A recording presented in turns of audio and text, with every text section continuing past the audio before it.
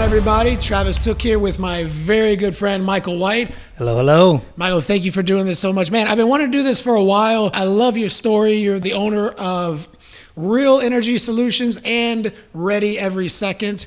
Your success story is very inspiring. We know each other through the martial arts, so I think we share a lot of commonality in our passion for that. But I really want you to just kind of talk about your story, your background, because we sort of have a similar story. Like, I started teaching martial arts because I really had a desire to do it, but very little resources. I started in my dad's garage back in 2005, and you and a friend started in a living room a long time ago too. Correct. And now you've built an amazing business, and I want to talk about that, but I also want to talk about how you've taken taken it to the philanthropy side of things, and how you continue to motivate yourself after you've built the business up. But take us back to the early days when you first started. Like, what was it like? Yeah, so for sure. So I'll back it up a little bit, because the passion and the drive to make it through the hard times of the early days, it really starts back in my childhood. So I was raised by a single mom. We lived in a little green trailer. We slept on the same bed. I was the first person in my family to even graduate high school. For me, I started working when I was 15 at Sonic. I convinced them to hire me on before you were 16, because I was like, man, I'll outwork everybody. So I went from Sonic to Sam's. I kind of worked my way up. Eventually, I convinced a bank to give me a shot. Started as a teller, worked my way up through the bank. Was able to get positions that they said you needed a degree for. I didn't have a degree. I spent about 5 years, became an officer of the bank in the treasury management department. And I was doing well, and I was making, good money. But regardless of how good of a job I would do, I would get all these thank yous and letters for customer service, but my checks were the same. So I was like, man, I want to be able to have an opportunity to where the effort that I put in, the work that I put in, can show on what I bring home. But I always had a perception of salespeople. I'm like, I don't want to be a salesperson. I'm like, I want to, they're slimy, they're sleaze bags. Like, I'm not going to be that guy. I want to go to bed at night feeling good about myself. Deregulation in Texas happened, which basically the government, they changed the law where people now had a choice on who they want to use for electricity. So people were going to switch either way. It was introduced to me, and it was basically a new opportunity that I had. And at the time, when my business partner and I started, which was August of 2007, I was walking away from more security and money than I ever had made in my life at the time, which now looking back, it's peanuts to what we've been able to accomplish. But at the time, it was everything to me. I had just bought a house, recently, we had our second child, who was 2 years old. My daughter was 4. So I had a lot of reasons not to take risks and not to step out. But when we started, basically in 2007 in his living room, there was a lot of passion and drive, and really my back was against the wall. I wanted to accomplish something great and do something great. So I guess to answer your question, when we first started, it was just me and my business partner, Jeff Nowling, in his living room. We were the secretaries, we were the janitors, we did everything. We made the sales, we did everything. And we had a vision and a desire to build a culture and to build something special. And it's been quite a journey. I want to back up for a second. When you said you grew up in the green trailer, the trailer that I grew up in was kind of tan, but it was still single wide. Shared a bed with my brother, and it was a 2-bedroom, 1-bath. And a lot of people, I think, would argue that that's a disadvantage because, well, you don't have the resources, you don't have the money, the help from people to get started. And I think it can be looked at that way. But I argue the opposite. I think it's an advantage if you approach it with the right mindset, because you become resourceful very quickly. Yep. Is that something you always had, or how often did you have to kind of reach out for help or dig deep to get through the lack of resources early on? Yeah, I think my mom instilled in me from an early age to work hard, to be honest, and not being handed things. You have to work for things. It's either that or you die. I mean, what do? You have to really earn it. So that work ethic, I think, was instilled in me since I was young. If you want it, you got to go out there and get it. And I wouldn't change those things. Those are character building moments. And the truth is when you're a kid, it's not bad. Like, you don't know. In other words, right. That's just life. I didn't have a bad childhood. I enjoyed it. Drink from the water hose and it's fine. Drink from the water hose. Now these kids got to have filtered everything, but that's another story. So it's not bad when you're a kid, but as you look back, you're like, wow, we really did struggle at times. But it helped make me the man I am today, and I would not change those things. So now you have kids of your own, and how do you take the new environment that they're in, because they don't have to have those struggles by nature of the financial situation.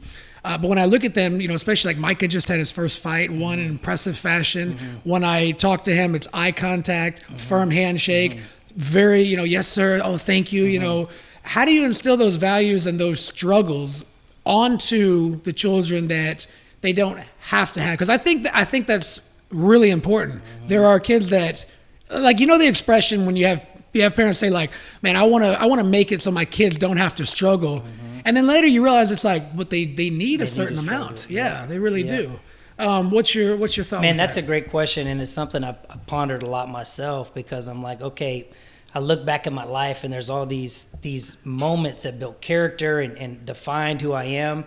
And I'm like, okay, well, I'm not going to sell our home and go move into a trailer so my kids can, have that same experience or whatever. But one trailer is good enough. Yeah, exactly. Yeah. But I think it's a balance. Part of it is me continually telling them my story, where I came from. Another part of it is getting them outside of their box and making sure they're involved in communities and areas to give back. One of my goals was, before each one of my kids was 18, to take them to a third world country, on a missions trip or somewhere where they can see what the world's like. So I was able to do that. My daughter, she went with my wife to Africa. I took my son Micah to India, and really just get out there and see what the world's like. I mean, these are people that having clean water on a day-to-day basis, or basic shelter and food, it makes a difference. So combining that with really, obviously teaching them the importance of honor and respect and those things. I mean, it never ends. I don't know if you ever really look back and say, man, I raised my kids right, but you try to do the best you can. And it's a complicated question what you're asking. I don't know if anybody has it figured out, but I think it's the balance of not having to say, you have to be just how I was. They have their own path. They have their own set of struggles, knowing that it's okay that they have nice things, but at the same time, keeping them grounded and not letting them get an ego. Man, I think it's so important. I think that's awesome too, that you took them to a third world country, because, growing up, even growing up like in a trailer park or having some struggles, it's still different than growing up in poverty in a third world country. For sure. And I think to realize how good we had it growing up, even considering it may have been on the lower end of the, American economy, it's like, look, you have to realize what you have to be grateful for, because you kind of hit, we all hit the jackpot being born into a land where there is opportunity to come from very little and still chase your dreams and do what you want. No, for sure. What were some of the struggles when you first started? Again, you started, electricity, energy had been deregulated, and you and your partner started in the living room. Did you know it was going to work? I don't think I'm a very optimistic person, so you really, really obviously want it to work. But as far as knowing that it's going to work, you don't know it's going to work. What I did know, though, is I had already gone the other route. I had already been through corporate America, seeing what that could do for me, and I was ready for a change. And I know if you don't take the risk, the answer is for sure certain you're going to fail. To me, going for something and coming up short is not failure; it's progress, it's learning. So whether it was exactly the way we thought it was going to be initially, or whether we're going to have to adjust 20 times to get there, I was determined to get there. But yeah, there's always that risk for sure. What do you do now? So obviously I'm sure you have benchmarks and goals that you set, and you reach them or you adjust along the way. But going from that time till now, you've obviously reached the first several goals and continue to grow. what's your kind of mindset when it comes to resetting your goals and keeping yourself motivated? Yeah. Because I hear about really successful people that burn out and they just walk away, or they seemingly lose their focus. It does become a money chasing game, and that's why I like what I see with you, because you're so, I feel like as soon as you really got to a stable point, you immediately branched out into how your success can transfer and help the people around you. At what point did you start realizing that was a goal of yours? I think to answer your first question, for me, when it comes to sustaining the success, is just, I've always felt like and known that complacency kills, meaning I have a fear of slowing down. It's like complacency is like this big pit bull right on my heels. And I'm like, man, if I slow down, I was taught a long time ago by a mentor, if you're not growing, you're dying. Yep. Which means, hey man, how you doing? Oh, I'm hanging in there, dying. Hey man, how's it going? Oh, I'm just getting by, dying. So it's like, if you're not growing, you're dying. So growth, it has to be continual. And I have a fear of the moment I stop growing, I'm going to begin to die. The other part to that is, people think the higher you move up, the easier it is. There's this another saying, it's heavy is the head that wears the crown.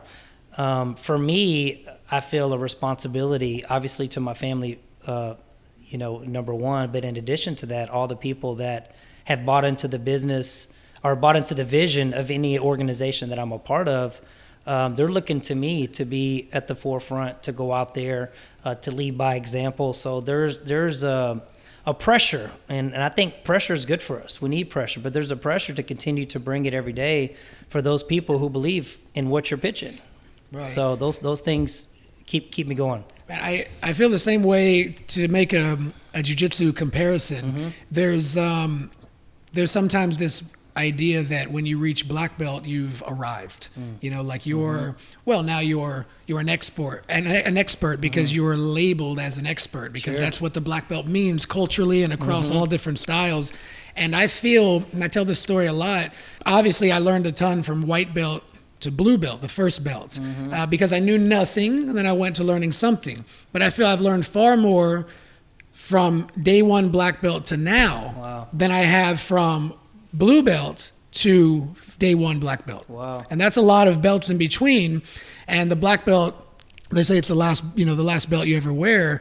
But it's so important that the day after anything, the next day after a competition, a success or failure, a belt, a promotion, you're already analyzing, looking toward the next thing that you can accomplish. For sure. I was talking with kids the other day. It was like a career day thing, and I know a big part of what they talk about with them is degrees, a college degree.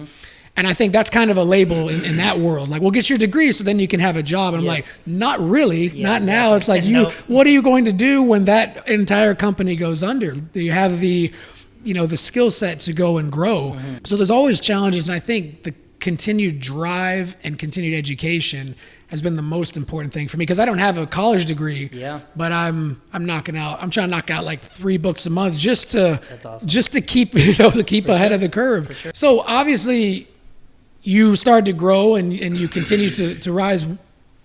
Has it been a straight line up, or have you?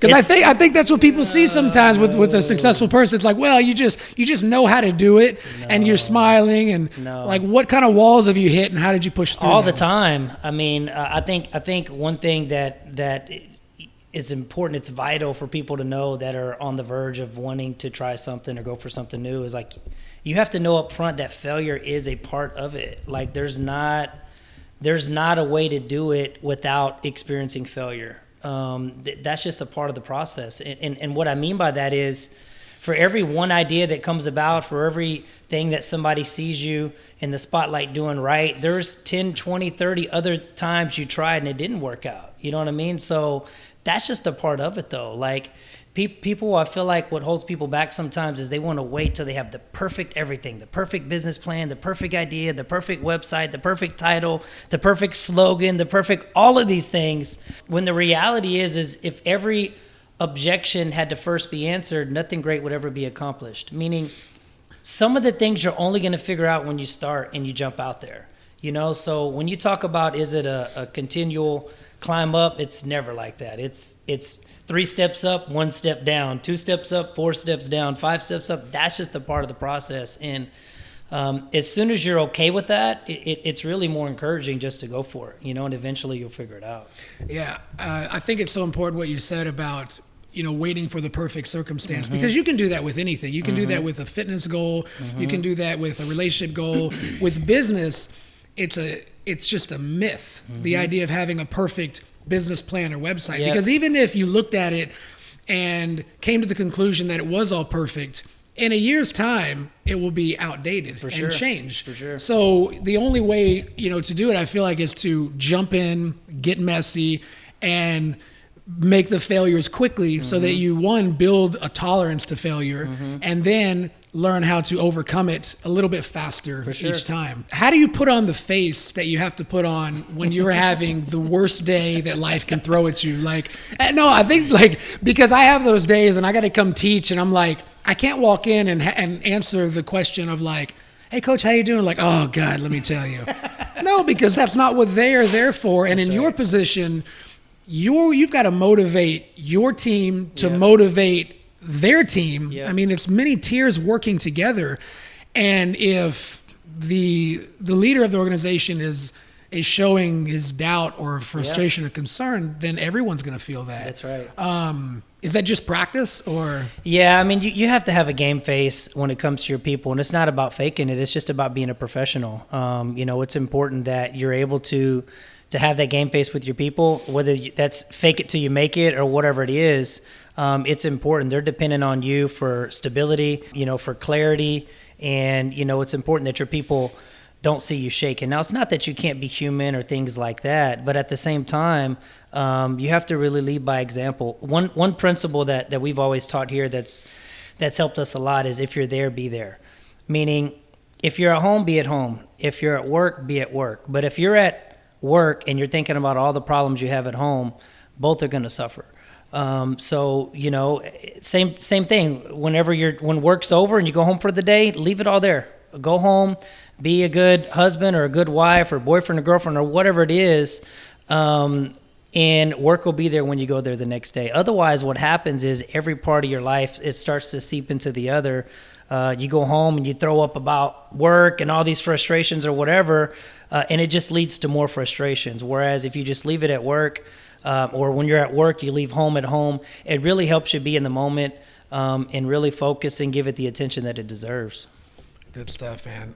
Well, last thing I want to talk about, you said you're either growing or you're dying, which I love that, because I feel that too, and it's tough. I think by nature, myself and a lot of people are complacent. It feels good temporarily to relax and get comfortable, but I think in a position of responsibility like a business owner, you immediately feel the anxiety of it. So having that next goal is super important. Where you're at now, what are you working on now? What are some of your upcoming projects? So the higher you climb the mountain, the longer the undertakings can be. So the project we're working on now, it's been going on for several years, which is becoming our own provider. So what we do is we sell for other electric providers, but we've really been the last 3 years working very hard to become our own retail electric provider, an REP, just like a Reliant or TXU or what have you.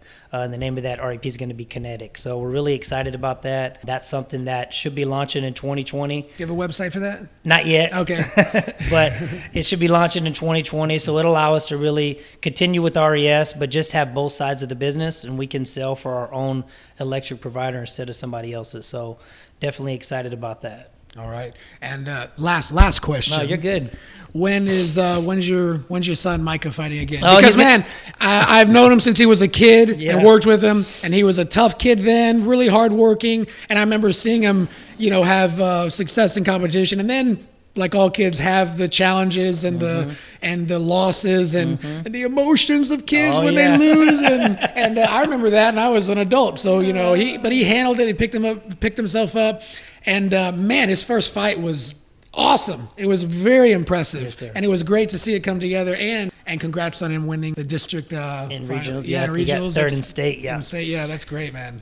So his next fight, we're looking for December. I'm trying to balance it out. Obviously, he's 17. He's still in high school, so we're trying to kind of pace him along the way. But he had his first fight with Fury and Eric Garcia. Really loved Eric and that promotion, and excited to get back in there with those guys. And thank you. I mean, you were an instrumental part in helping develop him and his jiu-jitsu skills, and we've always appreciated everything that you bring to the table and who you are as a man as well. So we appreciate you. Appreciate it, man. Well, Yes, sir. thank you for today. Very insightful stuff, great lessons, and I appreciate it, man. One other piece of advice. Sure.